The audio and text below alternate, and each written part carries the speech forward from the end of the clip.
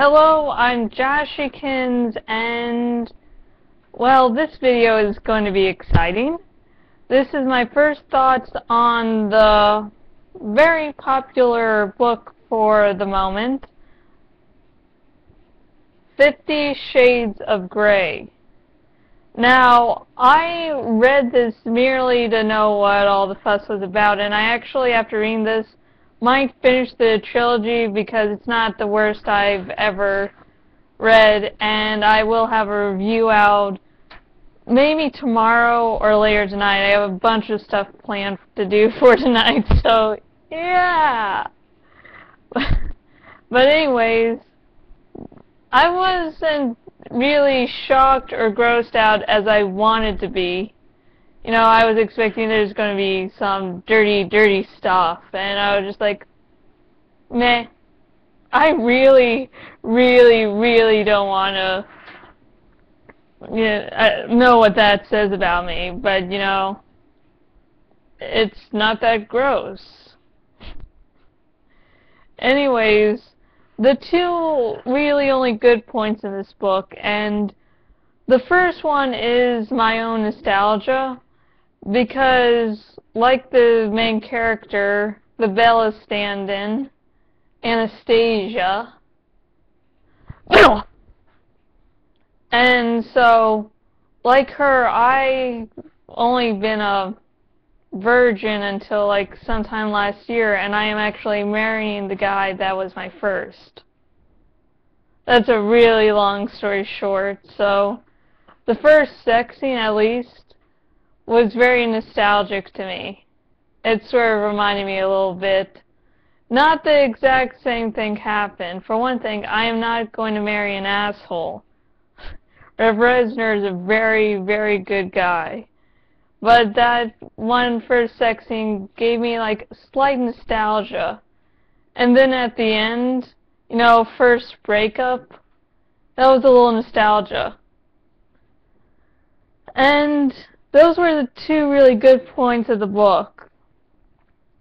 And then you have the rest of the book to deal with.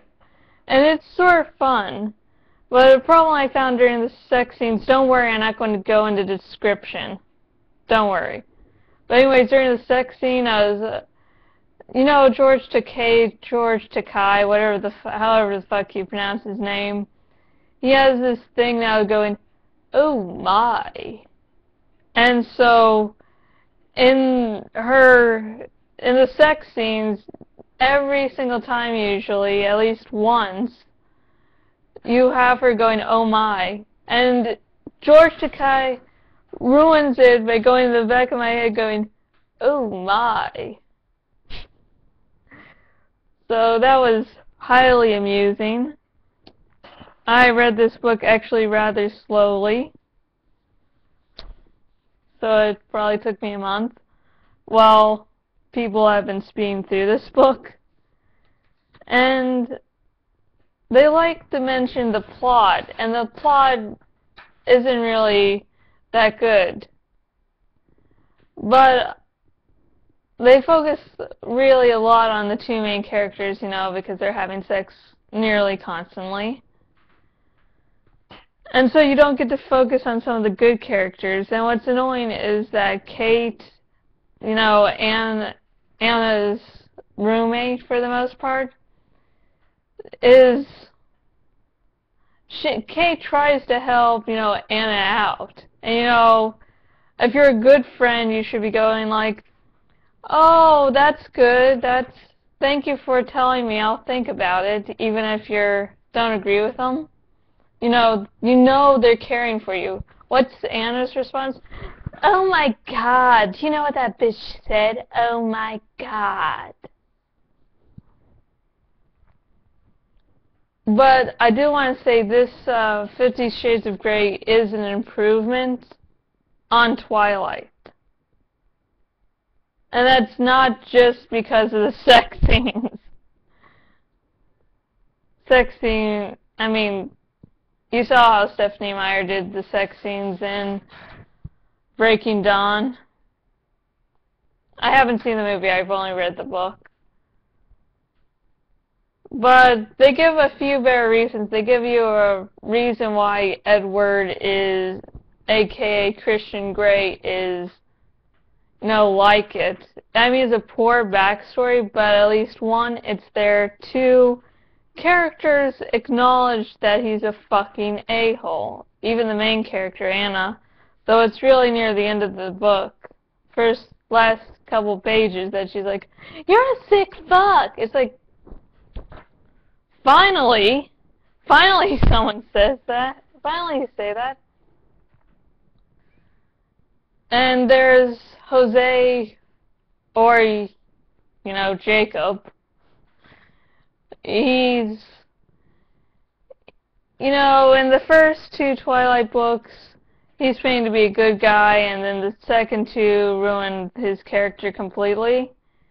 This one just ruins him from the start, so you have, not wanting Anna to be with Jacob, which is actually a good thing, story-wise. If you want to paint this one true love story, you just have their two problems. And if you're wondering why I'm doing this about Twilight and you've been living under a rock, this was Twilight fan fiction. And they just changed it up. I'm sort of jealous. I worked hard with the Green, SNN, Sushi Saki and Tanuki, plus my fanfic series, The Eternal Heart. I could have been writing Smile Along and getting published. So yeah, my suggestion so far, you should be an adult. You should have been at least through one real relationship, so you can really see how stupid this shit is. Like, ladies, there are some areas that guys must have you shave, and unlike what this book says, that ain't going to happen. So yeah, all you adults know what I'm talking about. Good. But yeah, some things like that, of course it's basically porn, so there's unrealistic expectations. But yeah, if you're an adult, if you've had a relationship, so you can see how dumb this shit is. Because I think you really have to have been in a relationship, at least one, to really get how this book fails. So yeah, if you're an adult, have at least one relationship. I wouldn't suggest buying this. I mean, if you're in a library and you find this, go ahead, and maybe you can borrow it from a friend. I actually got my copy of this book. It's not really my copy, it's my friend Nikki's. And she actually lent it to me because she agrees it's overpriced. So yeah. So if you have a friend who has this or at the library, go ahead and read this. It's really harmless. It's harmless, little bit of fun that you can laugh about. And I'll give my rating in with the actual written review. And it's harmless, really. And if you're watching this on YouTube, subscribe, like, and if you're viewing this on my blog, thank you just for watching. Share amongst your friends, and until next time, goodbye.